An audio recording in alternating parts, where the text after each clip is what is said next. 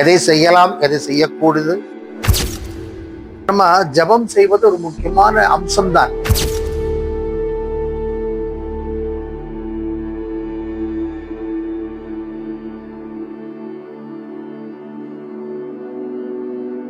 வாழ்க்கையிலே ஆன்மீகம் என்பது ஒரு மிகச் சிறந்த பாதையை நம்ம கற்பிக்கின்றது. பக்தியாக இருத்தல், இறைவன் மீது நாட்டமாக இருந்து இறைவன் மீது நாம் அன்பை காட்டுதல், இது ஒரு வகை.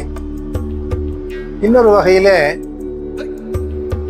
பஜனை பாடல் பாடினபடி இறைவனையே நினைத்து பாடிக்கொண்டே இருத்தல் என்றெல்லாம் ஒவ்வொரு விதமாக உண்டு. அதிலே ஒரு முறைதான் ஜபமாலை. இந்த ஜபமாலையும் ஜபமாலை கொண்டு ஜபித்தலும் அதன் மூலமாக ஒரு பக்தி மார்க்கத்திற்குள்ளே நுழைவதும் இன்னொரு வகை என்று நாம் கருதலாம். என்ன நாம் நினைக்கின்றோமோ அது நமக்குள் வாய்க்க வேண்டும் என்றால் நமக்குள்ளும் சில மாற்றங்கள் தேவை. ஜபம் செய்கின்ற பொழுது இது இப்படித்தான் செய்ய வேண்டும், இந்த முறையில் தான் செய்ய வேண்டும், இன்னென்ன இருக்கையிலே அமர்ந்து கொண்டு இது செய்ய வேண்டும். அப்பொழுதுதான் அந்த ஜபத்தினுடைய நிலையிலே பகவானை அடைகின்ற ஒரு மார்க்கம் பெறுதலும், மனம் ஒரு சாந்தமாக இருத்தலும், அது ஒரு ஏகாந்தத்தை அனுபவித்தலும் கண்டிப்பாக முடியும். அப்போ யஜ்ஞானம் ஜபயஜ்ஞோ அஸ்மி என்று சொல்வார். அது பொருள் என்னவென்றால், எந்த ஒரு நிலையிலும் பகவானை அடைவதற்கான ஒரு மார்க்கத்தினை நாம் ஜபயஜ்ஞத்தின் மூலமாகவும் பெற முடியும். உதாரணமா இந்த பௌர்ணமி அமாவாசை அன்னைக்கு செய்யக்கூடிய யஜ்ஞம், ஒரு பெரிய ஹோமம் பண்ணா என்ன சிறப்போ அதை விட சிறந்தது இந்த யஜ்ஞம். அப்ப ஜபமாகிற யஜ்ஞமானது ஒரு 10 மடங்கு பலனை தருகிறது அதை விட, ஹோமத்தை விட. கிரகண காலத்தில் செய்யக்கூடிய ஜபயஜ்ஞம் உண்டு. கிரகணம் நடக்கின்ற பொழுது வீட்டுக்குள்ளே அமர்ந்தபடி ஜபயஜ்ஞம் செய்தால் அது 100 மடங்கு பலனை தரக்கூடியது என்று சொல்வார்கள் சான்றோர்கள். அதிலும் மானசீகமாக செய்யக்கூடிய ஜபயஜ்ஞம் எல்லாம் உண்டு. அப்படியே வெளியே சொல்லாமல் உள்ளேயே ஜபித்தபடியே இருந்து கொண்டு தியானத்திலேயே மொழி கொண்டு அந்த மந்திரங்களை ஜபித்தபடியே இருப்பது, அது இன்னும் 1000 மடங்கு பலனை தரக்கூடியது என்று சொல்லுவார்கள். எனவே நம்முடைய காரியங்களிலே தர்ம சம்பந்தப்பட்ட நிலைகளிலே வம்ச வழிப்படி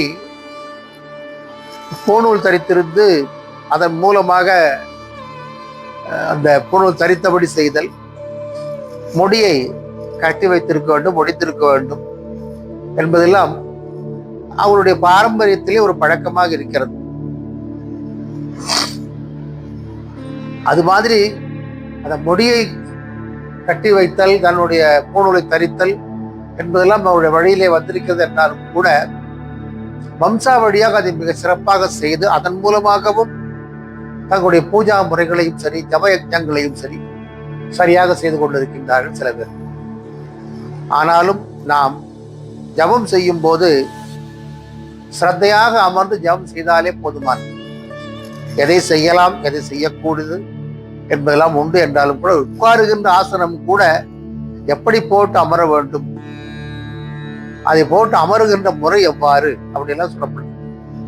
அப்போ ஜபயஜ்ஞத்துல இந்த இருக்கை என்று உட்காருகின்ற இருக்கையும் கூட மிக கவனமாக எடுத்து கையாளப்பட்டிருக்கிறது. அது மட்டும் இல்லாமல் ஆசனம் இல்லாமல் ஜபமே செய்யக்கூடாது என்றெல்லாம் விதிமுறை உண்டு. எனவே அந்த ஆசனம் என்பது உனக்காக ஒரு நிர்ணயம் செய்து அந்த ஆசனத்திலே அமரவும், இன்னொரு ஆசனத்திலே போய் உட்கார்ந்து ஜபிக்க கூடாது. நமக்கு ஒரு ஆசனம் இருந்து ஜபிக்க வேண்டும். வெளியே எங்கேயாவது போய் ஆசனத்திலே நாம் உட்கார வேண்டி வந்தாலோ ஜபிக்க வேண்டி வந்தாலோ நமக்காக ஒரு துணியை தனியாக வைத்துக் கொண்டு அதை போட்டு அதன் மேல் அமர்ந்தபடிதான் நாம் ஜபயஜ்ஞம் செய்யலாம். பூமியில எதுவுமே போடாம உட்கார்ந்து நம்ம ஜபயஜ்ஞம் பண்ணா அந்த தேவையில்லாத சம்பவங்கள் நம்ம வாழ்க்கையில பார்க்க வேண்டி வரும். அது வேண்டாம் அப்படின்னு நினைக்கிறோம். அதே மாதிரி மூங்கில் போட்டு மூங்கில் ஆசனத்தில் அமர்ந்து தியானம் பண்ணக்கூடாது. ஏன்னா அது வந்து சரியான முறை இல்லை. மூங்கில் ஆசனம் கூடாதுன்னே பெரியவங்க சொல்லுவாங்க. ஏன்னா அது வந்து தரித்திரத்தை கொடுத்துரும், அது மேல உட்காந்து தியானம் பண்ணாதேன்னு சொல்லுவாங்க. அப்புறம் சில பேர் வந்து கல்லு மேல அமர்ந்து தியானம் பண்ணுவாங்க. கல்லின் மேல அமர்ந்து தியானம் பண்ணாலும் அது ஒரு நோய் சம்பந்தமான விஷயங்களை கொடுக்குமே தவிர பலனை கொடுக்காது அப்படின்லாம் சொல்றது உண்டு. அப்போ வந்து